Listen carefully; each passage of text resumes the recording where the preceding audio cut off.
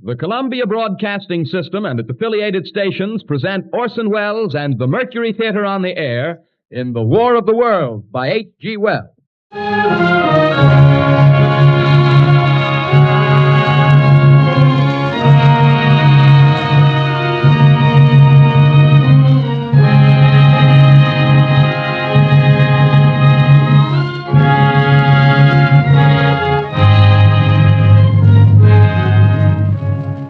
Ladies and gentlemen, the director of the Mercury Theater and star of these broadcasts, Orson Welles.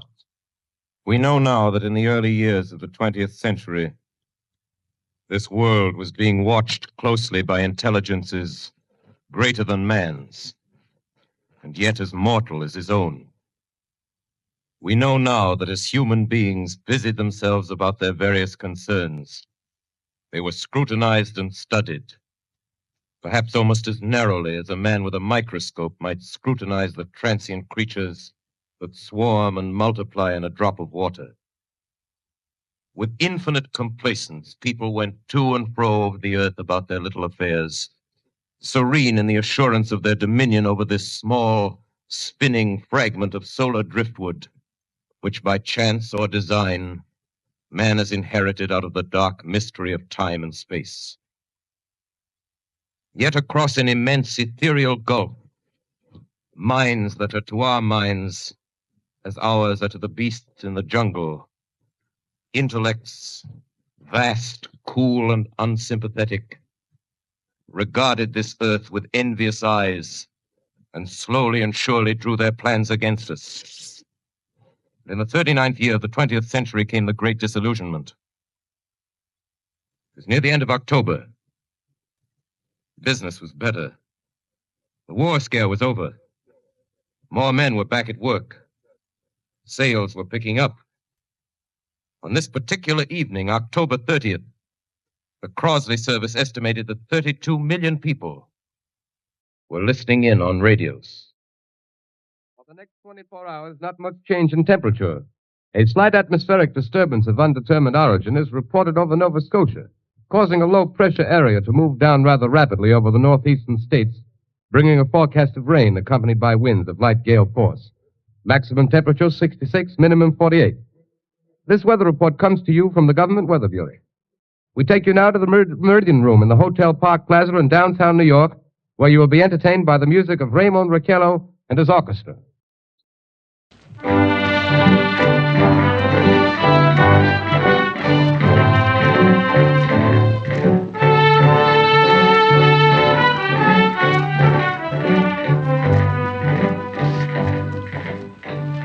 Good evening, ladies and gentlemen. From the Meridian Room in the Park Plaza Hotel in New York City, we bring you the music of Raymond Raquello and his orchestra.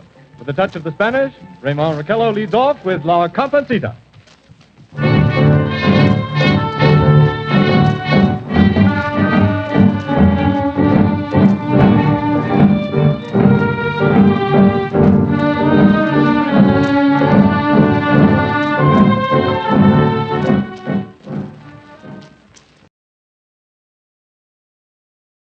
Ladies and gentlemen, we interrupt our program of dance music to bring you a special bulletin from the Intercontinental Radio News. At 20 minutes before 8 Central Time, Professor Farrell of the Mount Jennings Observatory, Chicago, Illinois, reports observing several explosions of incandescent gas occurring at regular intervals on the planet Mars. The spectroscope indicates the gas to be hydrogen and moving toward the Earth with enormous velocity. Professor Pearson of the observatory at Princeton confirms Farrell's observation and describes the phenomenon as, quote, like a jet of blue flame shot from a gun, unquote. We now return you to the music of Raymond Raquello, playing for you in the Meridian Room of the Park Plaza Hotel, situated in downtown New York.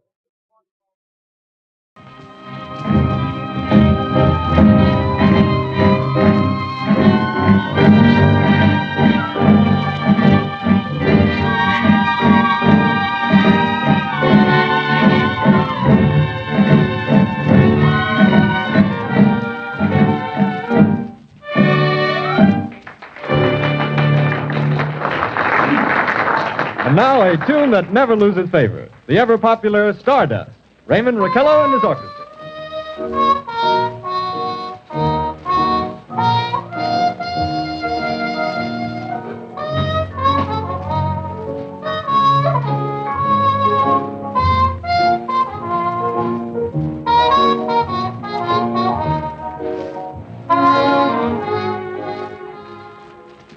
Ladies and gentlemen, following on the news given in our bulletin a moment ago, the Government Meteorological Bureau has requested the large observatories of the country to keep an astronomical watch on any further disturbances occurring on the planet Mars. Due to the unusual nature of this occurrence, we have arranged an interview with the noted astronomer, Professor Pearson, who will give us his views on this event. In a few moments, we will take you to the Princeton Observatory at Princeton, New Jersey. We return you until then to the music of Ramon Raquello and his orchestra.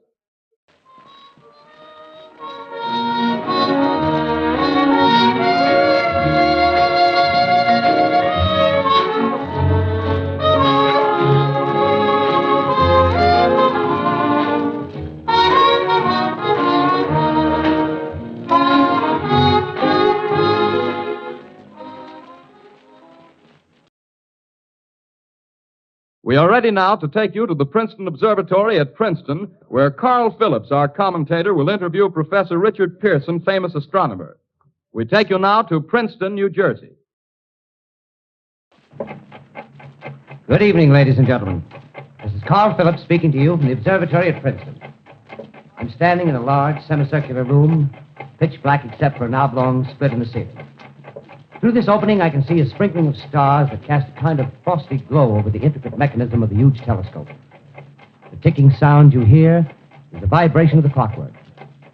Professor Pearson stands directly above me on a small platform, peering through the giant lens. I'll ask you to be patient, ladies and gentlemen, during any delay that may arise during our interview.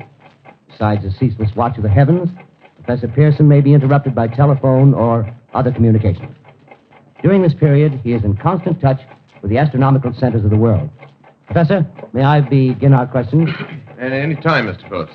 Professor, would you please tell our radio audience exactly what you see as you observe the planet Mars through your telescope? Nothing unusual at the moment, Mr. Phillips. A red disk swimming in a blue sea.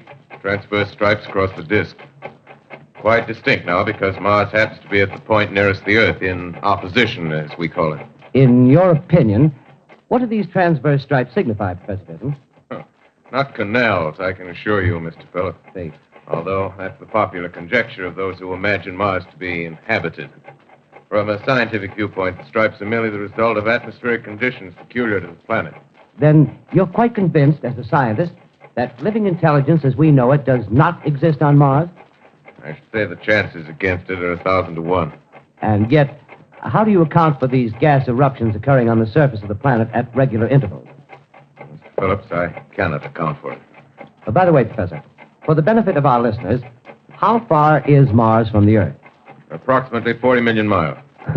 Well, that seems a safe enough distance. Just a moment, ladies and gentlemen. Someone has just handed Professor Pearson a message. While he reads it, let me remind you that we are speaking to you from the observatory in Princeton, New Jersey, where we are interviewing the world-famous astronomer, Professor Pearson. One moment, please. Professor Pearson has passed me a message which he has just received. Professor, may I read the message to the listening audience? Certainly, Mr. Phillips. Ladies and gentlemen, I shall read you a wire addressed to Professor Pearson from Dr. Gray of the Natural History Museum, New York. Quote, 9:15 p.m. Eastern Standard Time. Seismograph registered shock of almost earthquake intensity occurring within a radius of 20 miles of Princeton. Please investigate. Signed, Lloyd Gray, Chief of Astronomical Division. Unquote. Professor Pearson, could this occurrence possibly have something to do with the disturbances observed on the planet Mars? Hardly, Mr. Phillips. This is probably a meteorite of unusual size, and its arrival at this particular time is merely a coincidence.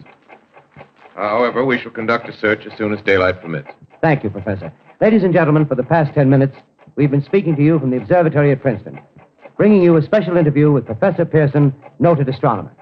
This is Carl Phillips speaking. We are returning you now to our New York studio.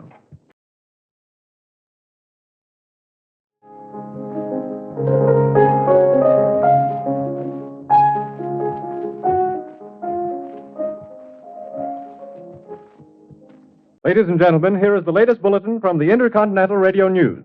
Toronto, Canada. Professor Morse of Macmillan University reports observing a total of 3 explosions on the planet Mars between the hours of 7:45 p.m. and 9:20 p.m. Eastern Standard Time. This confirms earlier reports received from American observatories. Now, nearer home, comes a special bulletin from Trenton, New Jersey. It is reported that at 8:50 p.m., a huge flaming object, believed to be a meteorite, fell on a farm in the neighborhood of Grover's Mill, New Jersey, 22 miles from Trenton. The flash in the sky was visible within a radius of several hundred miles, and the noise of the impact was heard as far north as Elizabeth. We have dispatched a special mobile unit to the scene, and we'll have our commentator, Carl Phillips, give you a word picture of the scene as soon as he can reach there from Princeton. In the meantime, we take you to the Hotel Martian in Brooklyn, where Bobby Millett and his orchestra are offering a program of dance music.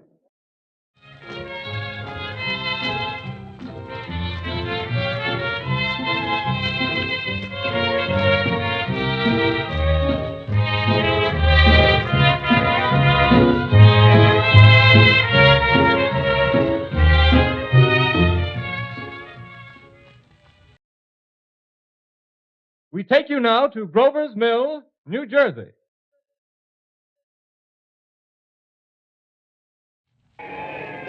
Ladies and gentlemen, this is Carl Phillips again, out at the Wilmot Farm, Grover's Mill, New Jersey. Professor Pearson and myself made the 11 miles from Princeton in 10 minutes. Well, I hardly know where to begin. To paint for you a word picture of the strange scene before my eyes, like something out of a modern Arabian Nights. Well, I just got here. I haven't had a chance to look around yet. I guess that's it. Yes, I guess that's the thing directly in front of me, half buried in a vast pit. Must have struck with terrific force. The ground is covered with splinters of a tree. It must have struck on its way down. But I can see the object itself doesn't look very much like a meteor. At least not the meteors I've seen. It looks more like a huge cylinder. Has a diameter of, what would you say, Professor Pearson? What's that? What would you say, what's the diameter of this? About 30 yards. About 30 yards. The metal on the sheath is, well, I've never seen anything like it. The color is sort of yellowish white. The curious spectators now are pressing close to the object in spite of the efforts of the police to keep them back. They're getting in front of my line of vision. Would you mind standing one side, please, while the policemen are pushing the crowd back? Here's Mr. Wilmot, owner of the farm here. He may have some interesting facts to add. Mr. Wilmot, would you please tell the radio audience as much as you remember of this rather unusual visitor that dropped in your backyard? A step closer, please. Ladies and gentlemen, this is Mr. Wilmot. Well, I was listening to the radio. Closer and louder, please. Pardon me? Louder, please, closer. Yes. I was listening to the radio and kind of drowsing. That professor fellow was talking about Mars, so I was half dozing and half... Yes, Mr. Wilmot, and then what happened? Well, as I was saying, I was listening to the radio, kind of halfway. Yes, Mr. Wilmot, and then you saw something. Well, not first off. I heard something. And what did you hear? A hissing sound like this. Kind of like a 4th of July rocket. Yes, then what? I turned my head out the window and would have sworn I was to sleep and dreaming. Yes? I seen a kind of greenish streak and then zingo. Something smacked the ground, knocked me clear out of my chair. Well, were you frightened, Mr. Wilmot? Well, I ain't quite sure. I reckon I was kind of riled. Well, thank you, Mr. Wilmot. Thank you very much. You want me to No, talk that's some quite more? all right. That's plenty. Ladies and gentlemen, you've just heard Mr. Wilmot, owner of the farm where this thing has fallen. I wish I could convey the atmosphere, the background of this fantastic scene. Hundreds of cars are parked in a field in back of us, and the police are trying to rope off the roadway leading into the farm, but it's no use. They're breaking right through. The car's headlights throw an enormous spotlight on the pit where the object's half buried. Now, some of the more daring souls now are venturing near the edge. Their silhouettes stand out against the metal sheen. One man wants to touch the thing. He's having an argument with the policeman. The policeman wins. Now, ladies and gentlemen, there's something I haven't mentioned in all this excitement, but it's becoming more distinct. Perhaps you've caught it already on your radio. Listen, please. Do you hear it? It's a curious humming sound that seems to come from inside the object. I'll move the microphone nearer. Here. Now, we're not more than 25 feet away. Can you hear it now? Professor Pearson. Yes, Mr. Phillips. Can you tell us the meaning of that scraping noise inside the thing? It's possibly the unequal cooling of its surface. I see. Do you still think it's a meteor, Professor? I don't know what to think. The metal casing is definitely extraterrestrial. Not found on this Earth. Friction with the Earth's atmosphere usually tears holes in a meteorite. This thing is smooth, and you can see its cylindrical Just a minute. shape. Something's happening. Ladies and gentlemen, this is terrific. This end of the thing is beginning to flake off. The top is beginning to rotate like a screw, and the thing must be hollow. Move it! Get back! Keep those men back. Keep back. Keep those idiots back. Come on. Shoot off. The top floor. Look out there. Stand back. Ladies and gentlemen, this is the most terrifying thing I've ever witnessed. Wait a minute. Someone's crawling out of the hollow top. Someone or something, I can see, peering out of that black hole, two luminous discs. The eyes, it might be a face, might be almost But heavens, something wriggling out of the shadow like a gray snake. Now it's another one, and another one, and another one. They look like tentacles to me. Oh, yeah, I can see the thing's body. Now it's large as a bear. It glistens like wet leather, but that face, ladies and gentlemen, it's indescribable. I can hardly force myself to keep looking at it. It's so awful. The eyes are black, and they gleam like a serpent. The mouth is that kind of V-shape with saliva dripping from its rimless lips that seem to quiver and pulsate, and the monster, or whatever it is, can hardly move. It seems weighed down by possibly gravity or something. The thing's rising up now, and the crowd falls back. They've seen plenty. The most extraordinary experience, ladies and gentlemen. I can't find words. Well, I'll pull this microphone with me as I talk. I'll have to stop the description until I can take a new position. Hold on, will you, please? I'll be right back in a minute.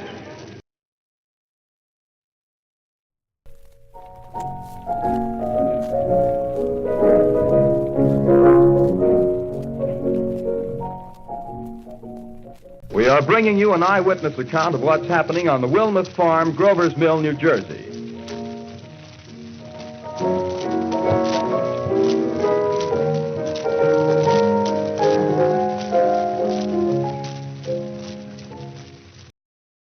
We now return you to Carl Phillips at Grover's Mill. Ladies and gentlemen, am I on? Ladies and gentlemen, here I am, back of a stone wall that joins Miss Wilmot's garden. From here, I get a sweep of the whole scene. I'll give you every detail as long as I can talk and as long as I can see. More state police have arrived. They're drawing up a cordon in front of the pit. About 30 of them. No need to push the crowd back now. They're willing to keep their distance. The captain's conferring with someone. Oh, yes, I believe it's Professor Pearson. Yes, it is. Now they've parted, and the professor moves around one side, studying the object while the captain and two policemen advance with something in their hands. I can see it now. It's a white handkerchief tied to a pole. Flag of truce. If those creatures know what that means, what anything means. Wait a minute, something's happening. Humped shape is rising out of the pit. I can make out a small beam of light against a mirror. What's that? There's a jet of flame springing from that mirror, and it leaps right at the advancing men. It strikes them head on. Oh, Lord, they're turning into flames. Now the whole field's caught up by the woods, the barns, the gas tanks of the automobiles spreading everywhere. It's coming this way now, about 20 yards to my right.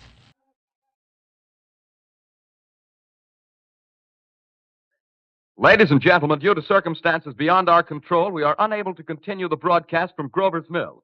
Evidently, there's some difficulty with our field transmission. However, we will return to that point at the earliest opportunity. In the meantime, we have a late bulletin from San Diego, California. Professor Indelkoffer, speaking at a dinner of the California Astronomical Society, expressed the opinion that the explosions on Mars are undoubtedly nothing more than severe volcanic disturbances on the surface of the planet. We continue now with our piano interlude.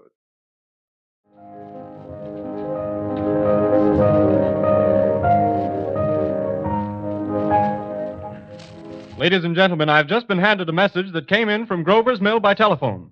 Just one moment, please. At least 40 people, including 6 state troopers, lie dead in a field east of the village of Grover's Mill, their bodies burned and distorted beyond all possible recognition. The next voice you hear will be that of Brigadier General Montgomery Smith, commander of the state militia at Trenton, New Jersey.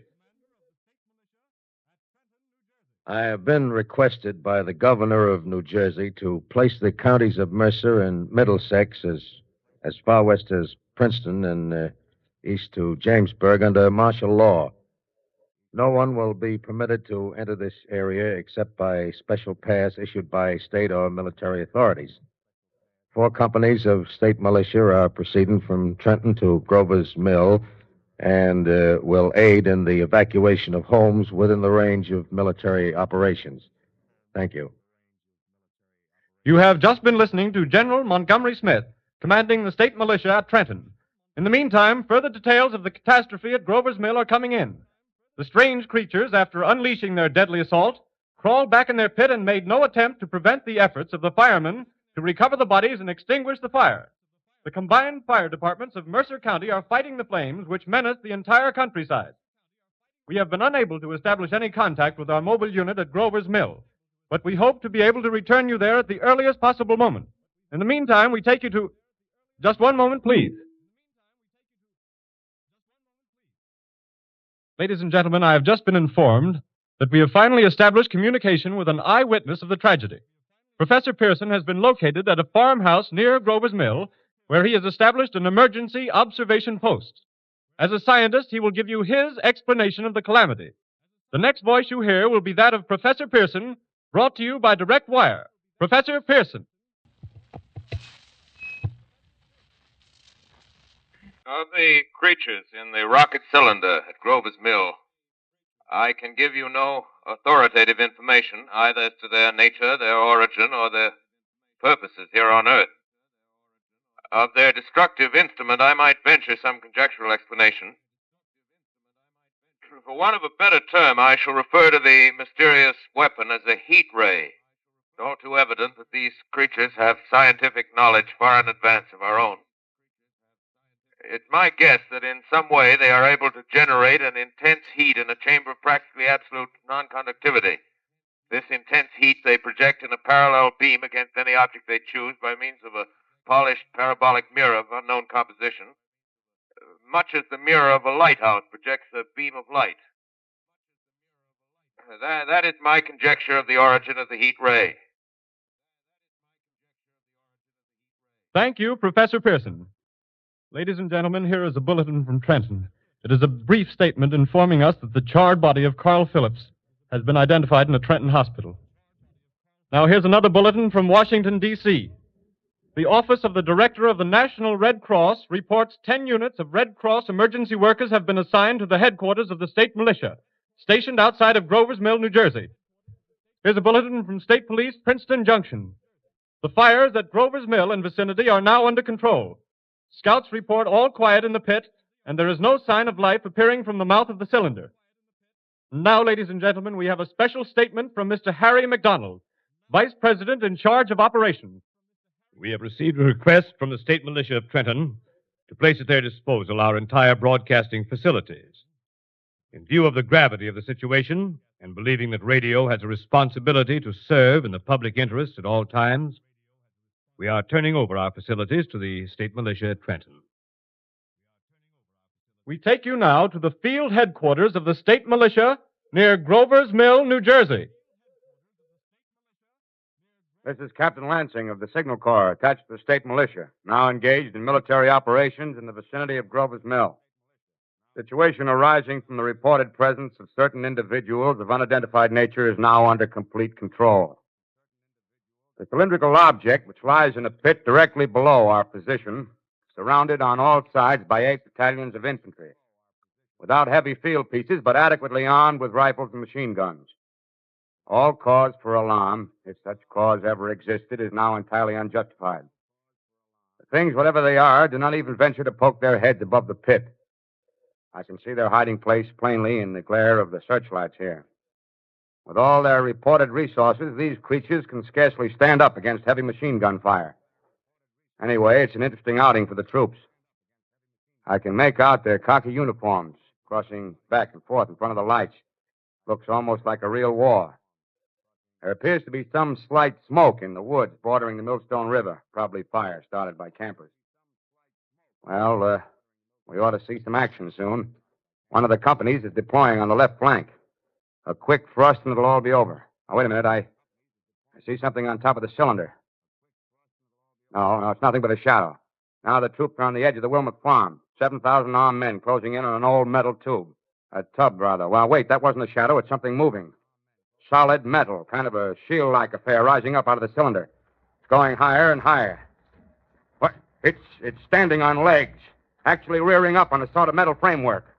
Now it's reaching above the trees and the searchlights are on it. Hold on.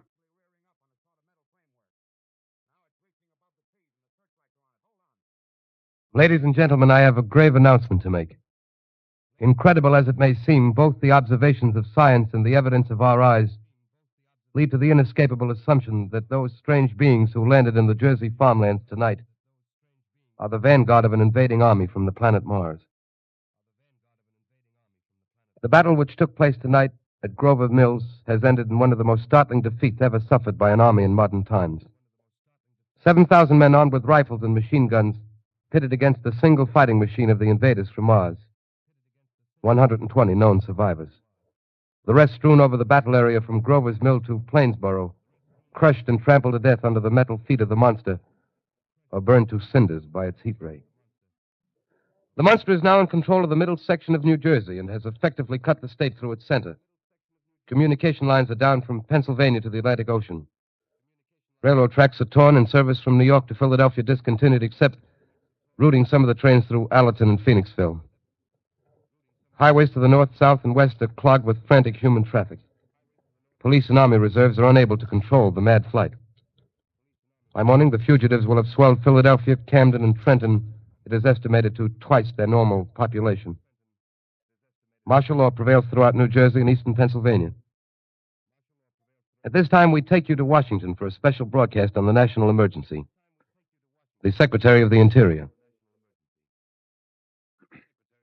Citizens of the nation, I shall not try to conceal the gravity of the situation that confronts the country, nor the concern of your government in protecting the lives and property of its people. However, I wish to impress upon you, private citizens and public officials, all of you, the urgent need of calm and resourceful action.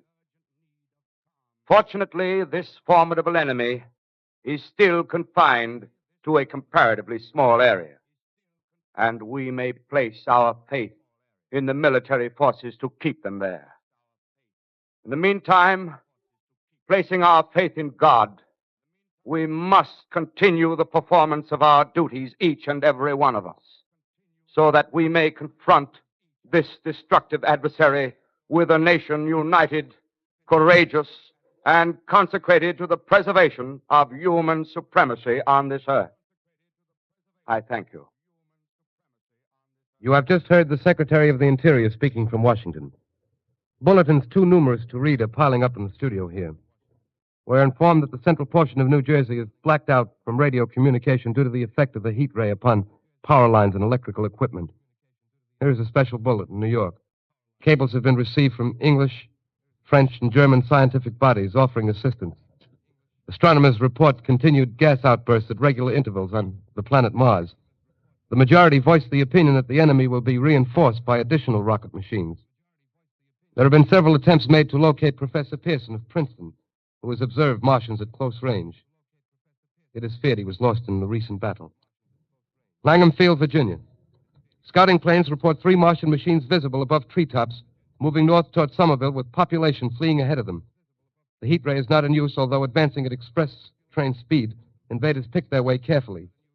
They seem to be making a conscious effort to avoid destruction of cities and countryside. However, they stop to uproot power lines, bridges, and railroad tracks.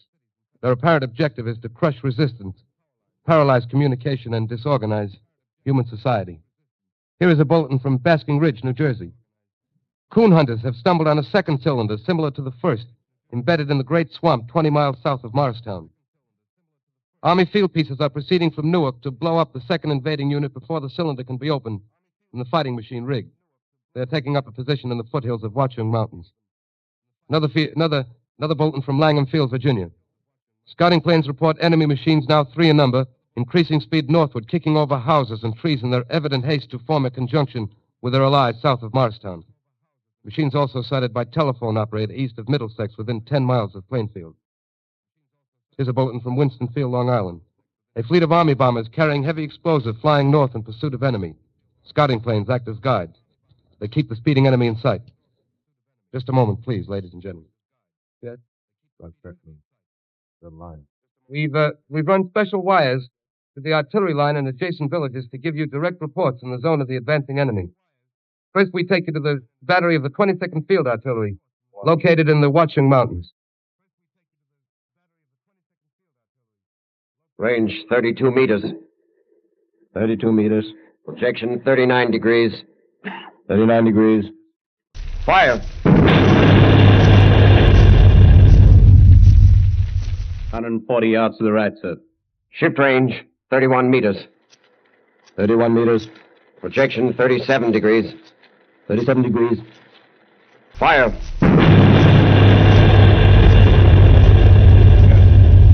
Hit, sir. Got the tripod of one of them. They've stopped. The others are trying to repair it. Quick, get the range. Shift 30 meters. 30 meters. Projection 27 degrees. 27 degrees. Fire!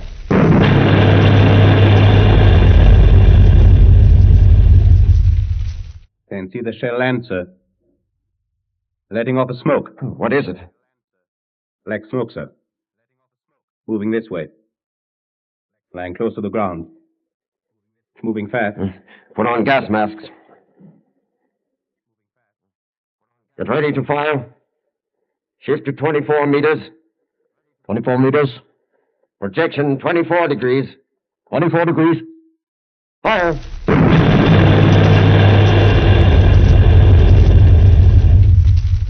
There, can't see, sir. Smoke's coming nearer. Get the range. 20 feet. Meters. 23 meters. 23 meters.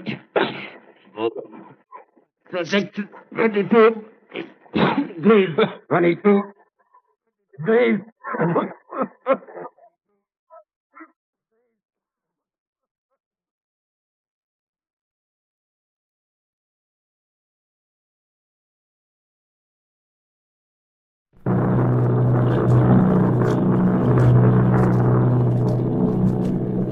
Army bombing plane P-843 off Bayonne, New Jersey. Lieutenant Bolt, commanding 8 bombers, reporting to Commander Fairfax, Langham Field. This is Bolt reporting to Commander Fairfax, Langham Field. Enemy tripod machines now in sight. Reinforced by 3 machines from the Morristown cylinder, 6 altogether. 1 machine partially crippled. Believed hit by shell from Army gun in Watchung Mountains. Guns now appear silent. A heavy black fog hanging close to the earth of extreme density, nature unknown. No sign of heat ray. Enemy now turns east, crossing Passaic River into the Jersey marshes.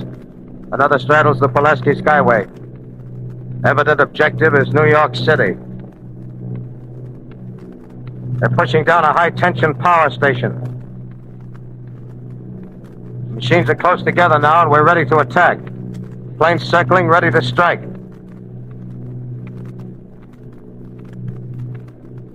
1,000 yards and we'll be over the first.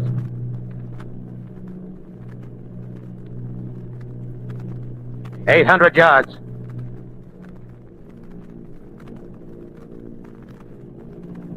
$600.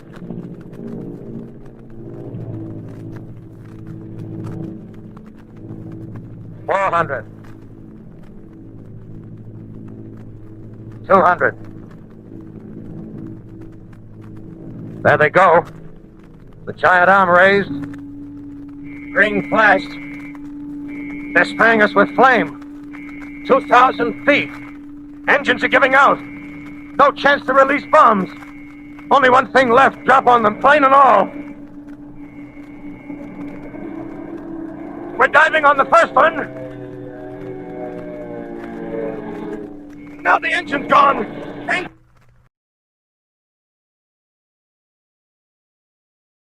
This is Bayonne, New Jersey, calling Langham Field. This is Bayonne, New Jersey, calling Langham Field. Come in, please. This is Langham Field. Go ahead. 8 Army bombers in engagement with enemy tripod machines over Jersey Flats. Engines incapacitated by heat ray. All crashed. 1 enemy machine destroyed. Enemy now discharging heavy black smoke in direction of...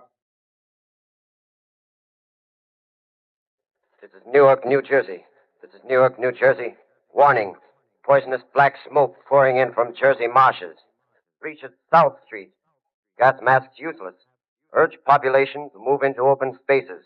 Automobiles use routes 7, 23, 24. Avoid congested areas. Smoke now spreading over Raymond Boulevard.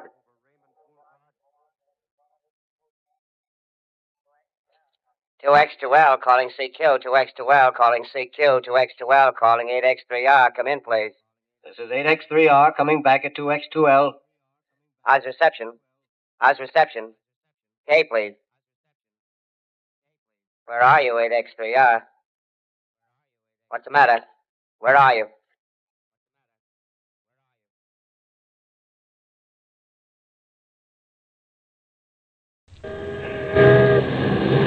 I'm speaking from the roof of Broadcasting Building.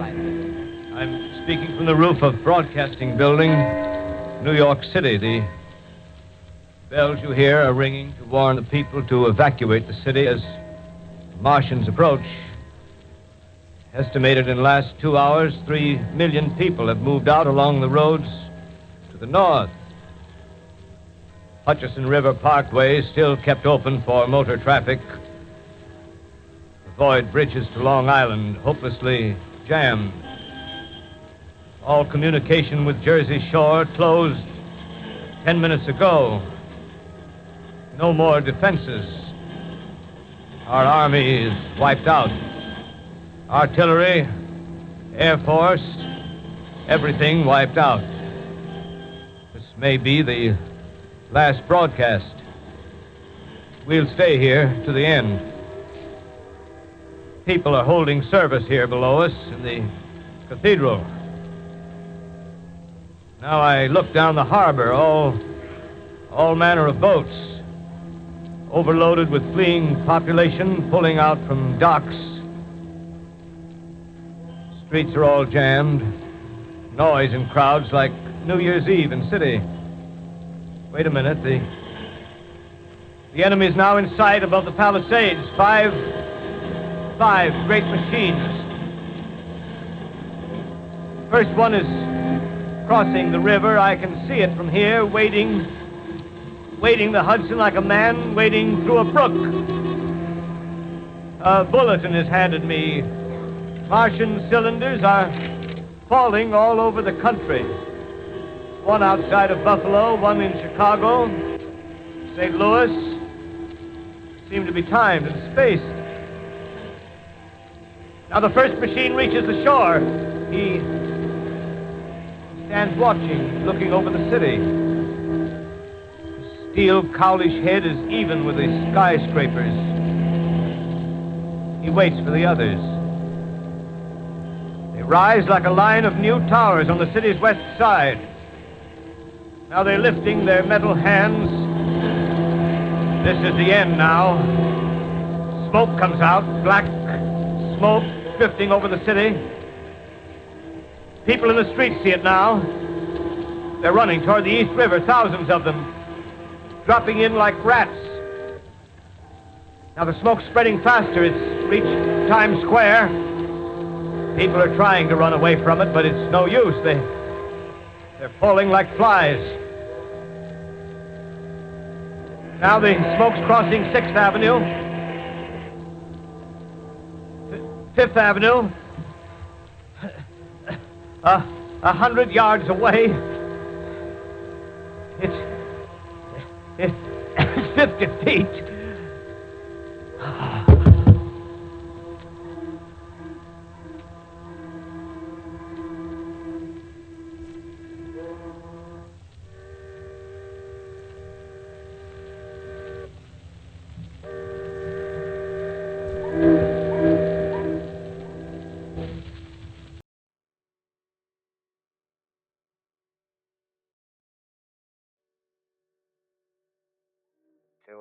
X2L calling CQ. 2X2L calling CQ. 2X2L calling CQ, New York.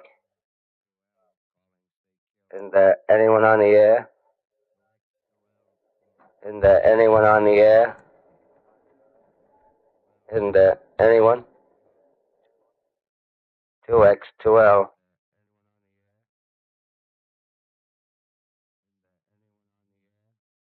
You are listening to a CBS presentation of Orson Welles and the Mercury Theater on the Air in an original dramatization of The War of the Worlds by H.G. Wells. The performance will continue after a brief intermission. This is the Columbia Broadcasting System.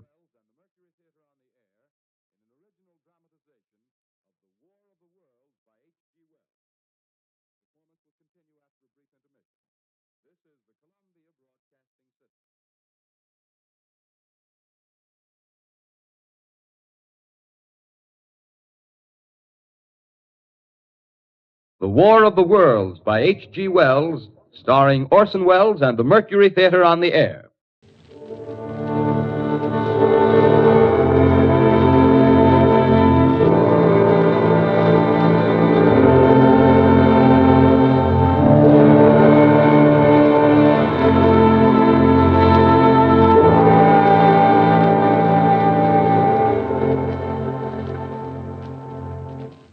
As I set down these notes on paper, I'm obsessed by the thought that I may be the last living man on Earth.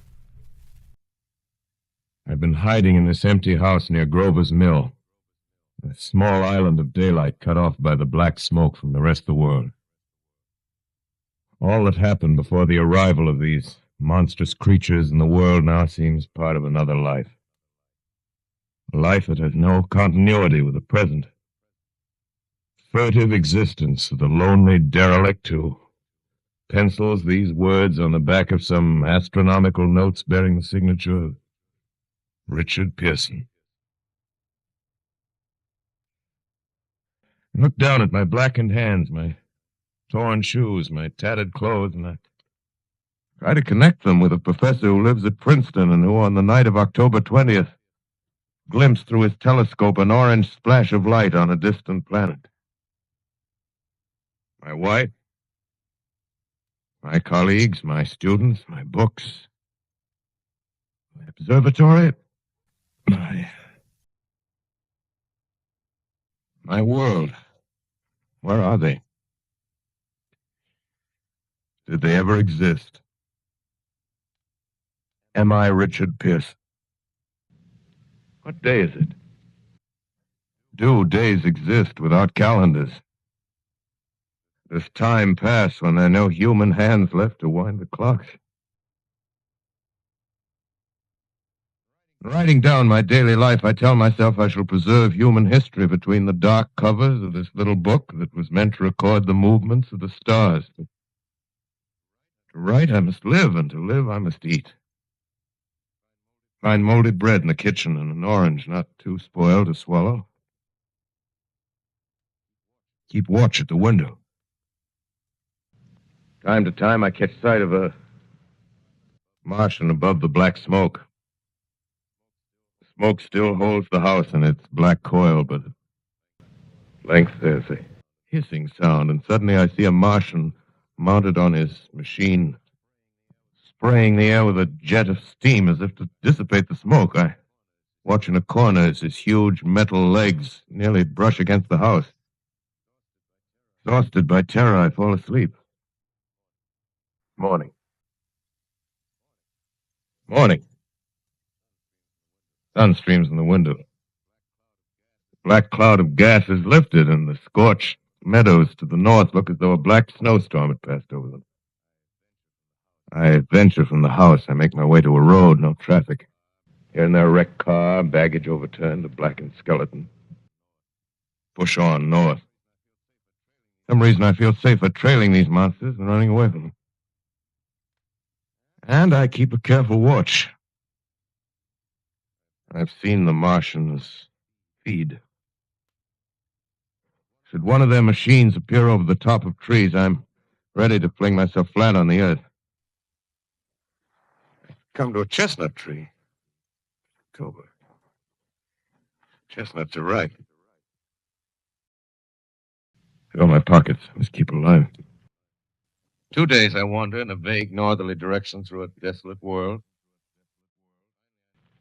Finally, I notice a living creature. A small red squirrel in a beech tree. I stare at him and wonder. He stares back at me. I believe at that moment the animal and I shared the same emotion. The joy of finding another living being. Push on north. I find dead cows in a brackish field and beyond the charred ruins of a dairy and a silo. Main standing guard over the wasteland like a lighthouse. Deserted by the sea. Stride the silo, perches a weathercock. The arrow points north. North. Next day, I come to a city. A city vaguely familiar in its contours, yet its buildings strangely dwarfed and leveled off as if a giant had sliced off its highest towers with a capricious sweep of his hand. Reached the outskirts. I found Newark. Newark, undemolished but humbled by some whim of the advancing Martians. Presently, with an odd feeling of being watched, I caught sight of something crouching in a doorway. I made a step towards it. It rose up and became a man. A man armed with a large knife. Stop! Where do you come from? From many places. A long time ago, from Princeton. Princeton, huh? That's near Grover's Mill. Yes. Grover's Mill. There's no food here. This is my country. All this end of town down the river. There's only food for one.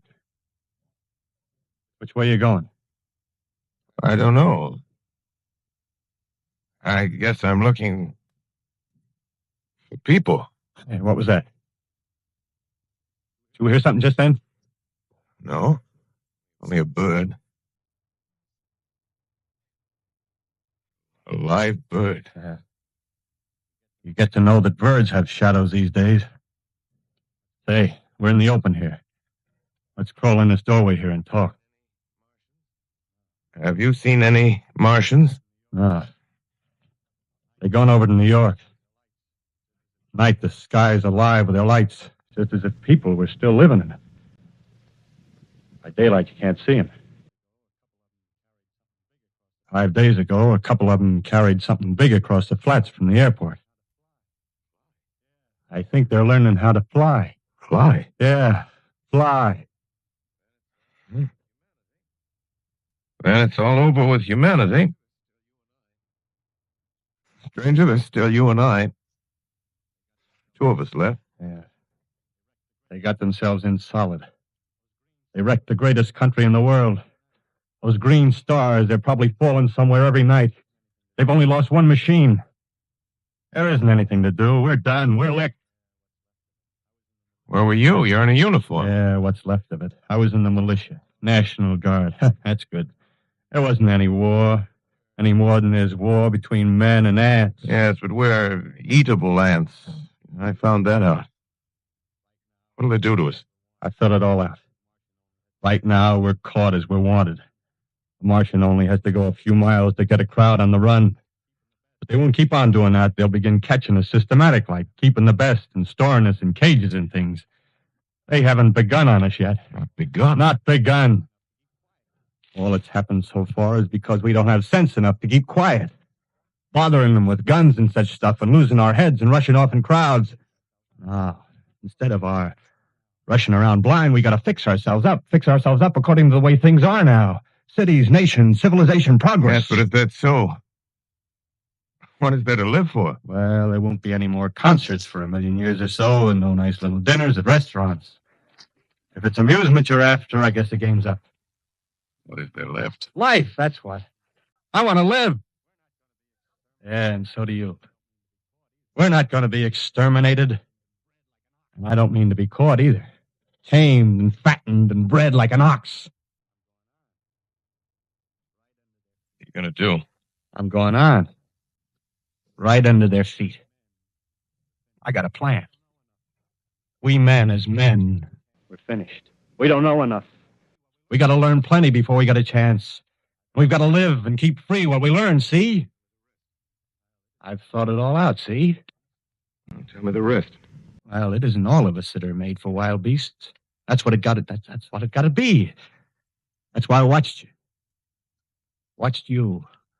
All those little office workers that used to live in these houses. They be no good. They haven't any stuff in them.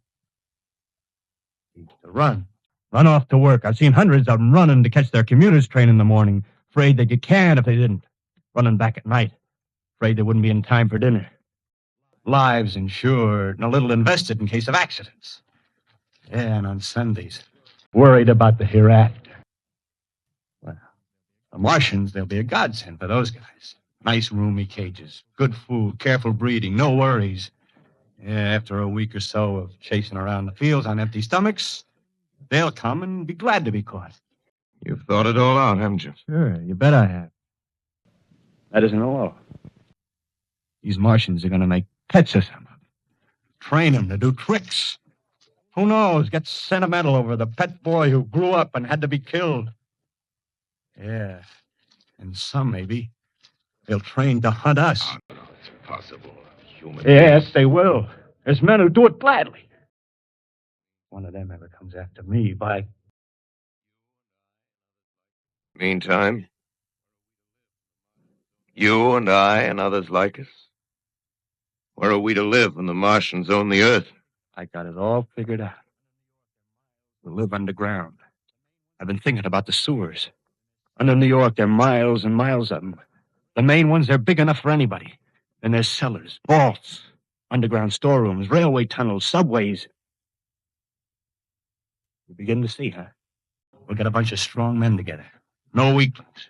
That rubbish, out. As you meant me to go. Well, I give you a chance, didn't I? Won't quarrel about that. Go on. Well, we got to make safe places for us to stay in, see? Get all the books we can.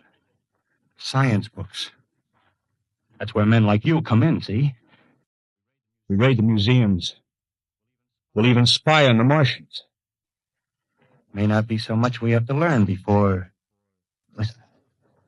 Just imagine this. 4 or 5 of their own fighting machines suddenly start off. Heat rays right and left. Not a Martian in them. Not a Martian in them, see? But men. Men who've learned the way how. May even be in our time. Gee, imagine having one of them lovely things with its heat ray wide and free. We'd turn it on Martians. We'd turn it on men. We'd bring everybody down on their knees. That's your plan. You, me, a few more of us. We'd own the world. I see. Hey, what's the matter? Where are you going? Not to your world. Bye, stranger. Well, after parting with the artilleryman, I came at last to the Holland Tunnel, entered that silent tube, anxious to know the fate of the great city on the other side of the Hudson. Cautiously, I came out of the tunnel and made my way up Canal Street. Reached 14th Street, and there again were black powder and several bodies and an evil, ominous smell from the gratings of the cellars of some of the houses. I wandered up through the 30s and 40s, stood alone on Times Square, caught sight of a lean dog running down 7th Avenue with a piece of dark brown meat in his jaws, a pack of starving mongrels at his heels. Made a wide circle around me as though he feared I might prove a fresh competitor. Walked up Broadway in the direction of that strange powder, past silent shop windows, displaying their mute wares to empty sidewalks. Past the Capitol Theater, silence, dark. Past a shooting gallery where a row of empty guns faced an arrested line of wooden ducks. Near Columbus Circle, I noticed models of 1939 motor cars in the showrooms facing empty streets. Over the top of the General Motors building, I watched a flock of black birds circling in the sky. Hurried on. Suddenly, I caught sight of the hood of a Martian machine, standing somewhere in Central Park, gleaming in the late afternoon sun. An insane idea. I rushed recklessly across Columbus Circle and into the park. I climbed a small hill above the pond at 60th Street, and from there I could see standing in a silent row along the mall 19 of those great metal titans, their cowls empty, their steel arms hanging listlessly by their sides. I looked in vain for the monsters that inhabit those machines. Suddenly, my eyes were attracted to the immense flock of black birds that hovered directly below me. They circled to the ground. And there before my eyes, stark and silent, lay the Martians with the hungry birds pecking and tearing brown shreds of flesh from their dead bodies. Later, when their bodies were examined in laboratories, it was found that they were killed by the putrefactive and disease bacteria against which their systems were unprepared. Slain, after all, man's defenses had failed by the humblest thing that God, His wisdom, has put upon this earth. Before the cylinder fell, there was a general persuasion that through all the deep of space, no life existed beyond the petty surface of our minute sphere. Now we see further. Dim and wonderful is the vision I've conjured up in my mind of life spreading slowly from this little seedbed of the solar system throughout the inanimate vastnesses of sidereal space. It's a remote dream. Maybe that the destruction of the Martians is only a reprieve to them and not to us. The future ordained, perhaps. How strange it now seems to sit in my peaceful study at Princeton, writing down this last chapter of the record, begun at a deserted farm in Grover's Mill. Strange to see from my window the university spires dim and blue through an April haze. Strange to watch children playing in the streets. Strange to see young people strolling on the green where the new spring grass heals the last black scars of a bruised earth. Strange to watch the sightseers enter the museum where the dissembled parts of a Martian machine are kept on public view.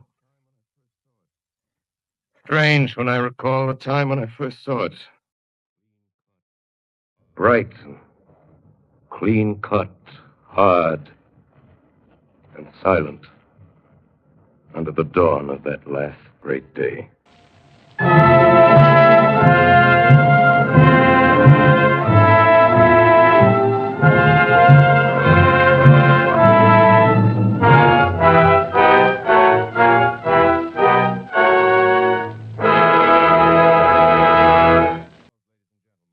This is Orson Welles, ladies and gentlemen.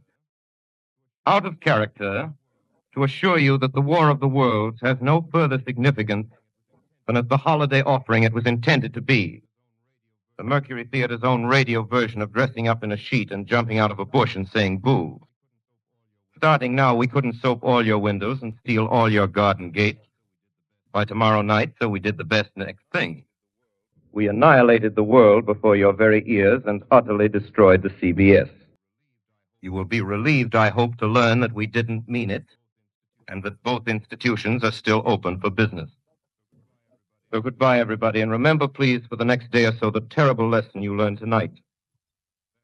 That grinning, glowing, globular invader of your living room is an inhabitant of the pumpkin patch, and if your doorbell rings and nobody's there, that was no Martian.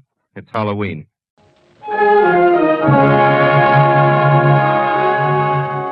Tonight, the Columbia Broadcasting System and its affiliated stations coast to coast has brought you The War of the Worlds by H.G. Wells, the 17th in its weekly series of dramatic broadcasts featuring Orson Welles and the Mercury Theater on the air. Next week, we present a dramatization of 3 famous short stories. This is the Columbia Broadcasting System.